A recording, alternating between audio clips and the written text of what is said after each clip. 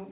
Alors moi je suis Fabio, donc je travaille dans la société Ates maintenant depuis 12 ans, tout au bas de l'échelle, en tant que hotliner, puis soudeur, monteur, responsable technique pour finir aujourd'hui au poste de directeur général. Alors les évolutions ont été nombreuses, c'est-à-dire que quand même c'est une société sur laquelle on a toujours eu une longueur d'avance, notamment en termes de créativité. On est concepteur de besoins d'après les dires de nos clients pour la plupart.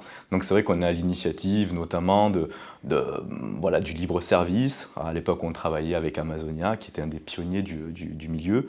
Donc les lecteurs sur les portes, donc les possibilités de venir de 6h 23h, voire même du 24h sur 24.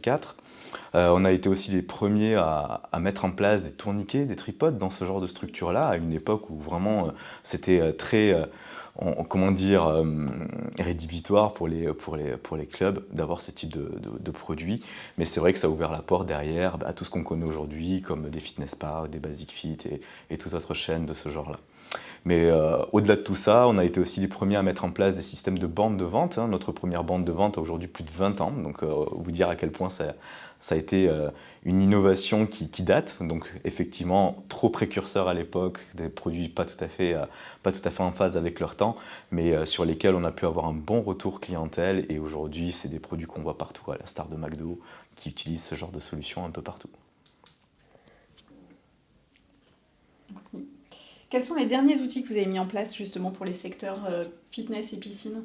Alors aujourd'hui, on travaille sur 3 grands axes. Le secteur de l'acquisition clientèle, qui est vraiment celui qui est très recherché au vu de la situation actuelle, notamment avec bien entendu les effets post-Covid, etc. Donc on va avoir l'acquisition client, on va avoir la rétention client bien entendu, et toute la partie gestion. Sur ces 3 grands axes, on a développé tout un tas d'outils. Le premier, notamment sur l'acquisition clientèle, va être les solutions on va dire, d'inscription en ligne au travers des réseaux sociaux, donc avec des effets instantanés, comme par exemple des pop-up en disant ben voilà, tel client vient de s'inscrire sur ton site internet, recontacte-le rapidement. On a mis l'accent vraiment sur des outils qui permettent au club de réagir très rapidement sur une acquisition clientèle qui au final est nécessaire. Comme on dit, battre le fer tant qu'il est chaud, c'est vraiment important. Donc quelqu'un qui est derrière son poste, qui saisit ses informations, il a envie d'être recontacté, et donc c'est sur cet axe-là qu'on a notamment déployé, on va dire, un grand axe sur l'acquisition client. Mais pas que, il y a aussi des fonctions de parrainage, au travers de l'application mobile notamment, il y a aussi tout ce qui va être lié au final à des inscriptions en ligne. Grosso modo, c'est sur cet axe-là qu'on a travaillé sur la partie acquisition. Sur la partie fidélisation, qui est le deuxième axe de travail principal, où on voit que c'est quand même beaucoup plus facile, beaucoup moins coûteux, on va dire, pour un club de faire de la rétention client plutôt que d'aller en chercher, en tout cas aujourd'hui. Donc on a travaillé sur des systèmes de fidélisation par points. Là encore, on a remis en place un parrainage, on a remis en avant un certain nombre de choses, et tout ça c'est fidélisé au travers des applications mobiles notamment, qui sont l'interface clientèle entre l'établissement et l'adhérent final. Et enfin, sur le pôle gestion, donc, qui est quand même le nerf de la guerre dans un centre aujourd'hui de fitness, mais pas que les centres de fitness, que ce soit aquatique ou autre, l'aspect gestion aujourd'hui, il est multiple, puisqu'on a travaillé notamment sur comment accompagner le client tout au long de son parcours chez soi, donc dans le club.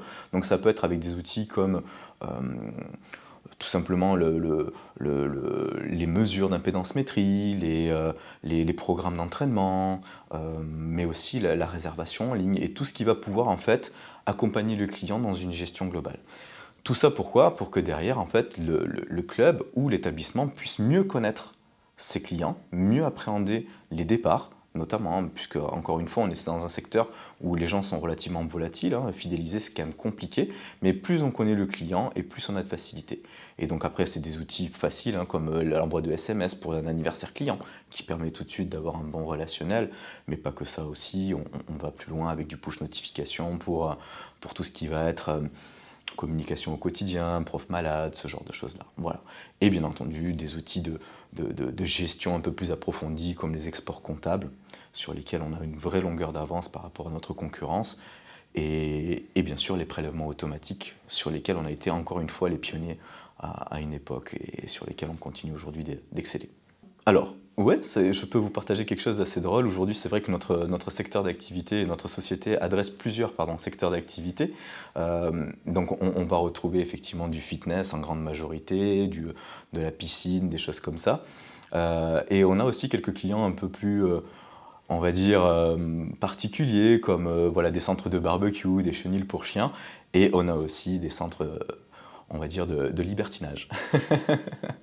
Qui ont besoin, eux aussi. Qui ont besoin aussi de contrôle d'accès et de pouvoir payer sans avoir de l'argent en poche, ni ses cartes bleues. Sinon, on va avoir du mal à savoir où est-ce qu'ils peuvent la mettre.